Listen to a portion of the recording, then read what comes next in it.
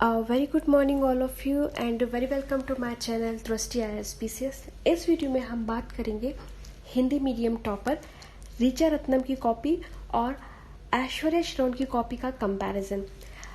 जब आप इसके पहले मैंने ऐश्वर्या श्रोन की कॉपी डाली है, अगर आपने वो नहीं देखी है तो आप एक बार उसको देख लीजिए। फिर हम इन दोनों की कॉपी का कंपैरिजन करेंगे। उसके बाद आप अंदाज़ा लगाइएगा कि क्या सच में यूपीएससी वायस है, क्या सच में यूपीएससी हिंदी मीडियम वालों के साथ कुछ गलत कर रहा है।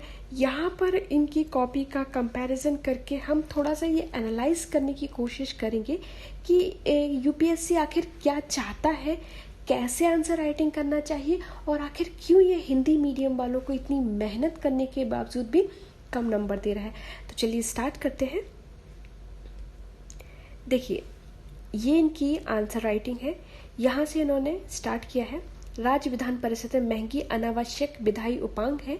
इस संदर्भ में विधान परिषदों की उपयोगिता की जांच करें और इसके अतिरिक्त सृजन व उत्साधन के इसमें प्रक्रिया के पहलू की टिप्पणी करें। तो राज्य विधान परिषद के ऊपर यहाँ पर इन्होंने पूछा है। ये जीएस पेपर 1 की कॉपी है। इसके साथ में हम जो ऐश्वर्या श्रोन है उनकी भी जीएस पेपर 1 की वहाँ पर कॉपी के कंपैरिजन करेंगे।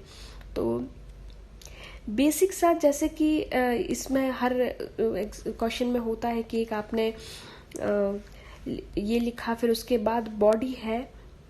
सबसे पहले तो आपने प्रस्तावना लिखी, फिर उसके बाद बॉडी है। बॉडी में इन्होंने बताया कि क्या होता है विधान परिषद, तो कैसे कार्य करती है विधान परिषद की, फिर उन्होंने लाभ भी बताए। ठीक है। उसके बाद हालांकि भारत में सिर्फ कुछ राज्यों में ही दोहरे सदन का उपबंध रखा गया। हाल ही में विधान परिषदों की उपयुक्तता पर प्रश्न उठ रहे हैं। देखा जाए तो काफी अच्छे तरीके से ये उसको डील कर रही हैं। विधान परिषदों की उपयुक्तता पर प्रश्न चिन्ह है। तो राज्य की विधान परिषद विधेयकों को पारित होने से नहीं रोक सकती हैं। अधिकतम 4 महीने तक किसी विधेयक को रोक सकती हैं।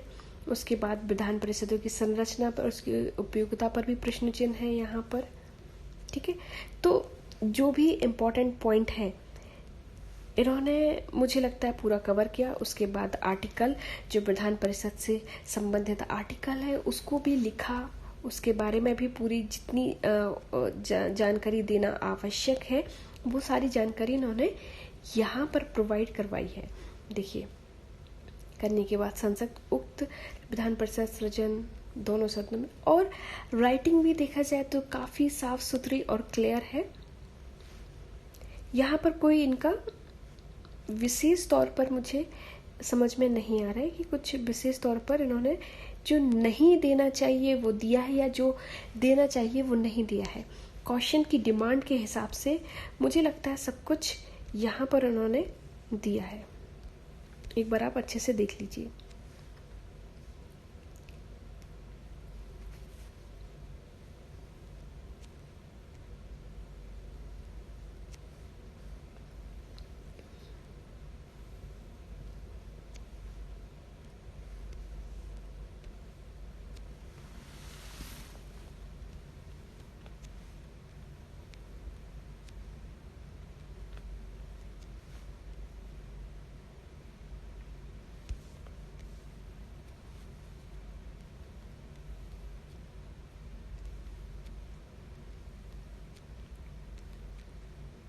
चलिए एक क्वेश्चन हम और देख लेते हैं इसमें।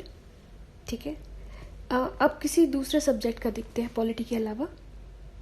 देखिए, यहाँ पर ये अमृत योजना के बारे में पूछा गया है। अमृत राज्य सरकारों को योजनाओं के प्रारूप निर्धारण के संबंध में लचीलापन प्रदान करता है तथा केंद्र द्वारा की जाने वाली मॉनिटरिंग को आसान करता है। तो ये उसके बारे में उन्होंने लिखा है। सबसे पहले तो अमृत योजना के बारे में लिखा है। अमृत योजना की मुख्य बातें हैं वो लिखा है उन्होंने। ठीक है। फिर उसके बाद अमृत योजना में राज्य सरकारों को अपनाने के तरीके,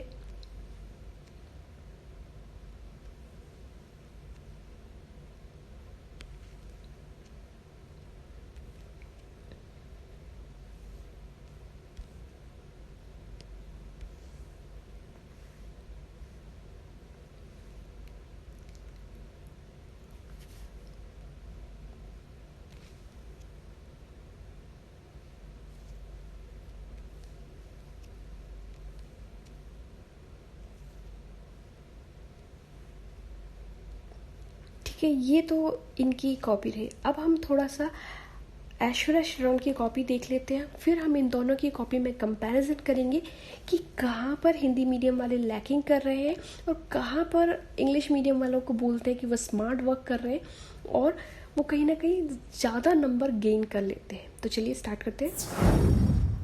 अब देखिए, ये रही ऐश्वर्या श्रवण की कॉपी। इनकी कॉपी भी हम देख लेते हैं इन्होंने कैसे आंसर राइटिंग की। जैसे कि इसके पहले मैं कॉपी डाल चुकी हूँ उनकी, तो अब अगर उसको मैं देखेंगे तो इन्होंने जितने भी क्वेश्चंस अटैम्प्ट किए हैं मैक्सिमम क्वेश्चंस में चार्ट वाइज इन्होंने उसको दिखाया कॉपी को। जैसे कि हम इस क्वेश्चन की बात करें, ठीक है, तो सबसे पहले यही क्वेश्चन है।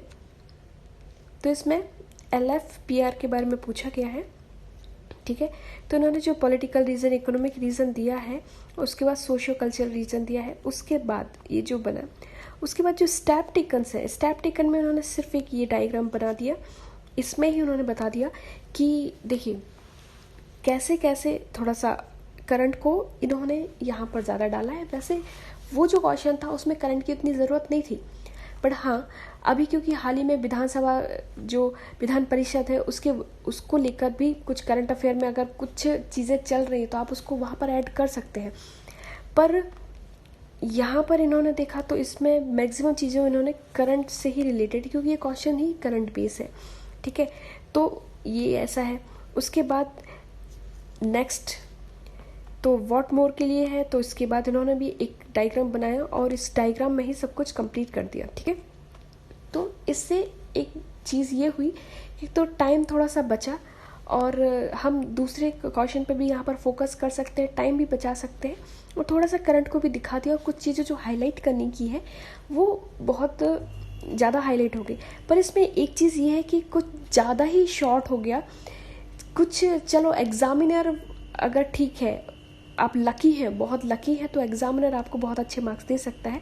पर अगर एग्जामिनर कुछ और डिमांड करता है तो शायद यहाँ पर ये ट्रिक भी काम ना करे। वो डिपेंड करता है कि मुझे लगता है ये काफ़ी लकी है जो इनको अच्छा एग्जामिनर मिल गया और इनकी आंसर राइटिंग को इन्होंने अप्रिशिएट किया, ठीक है। अब अगर हम दूसरे क्वेश्चन की भी बात करें तो दूसरे क्वेश्चन में भी यहाँ पर इन्होंने वही सब किया है, देखिए, ठीक है।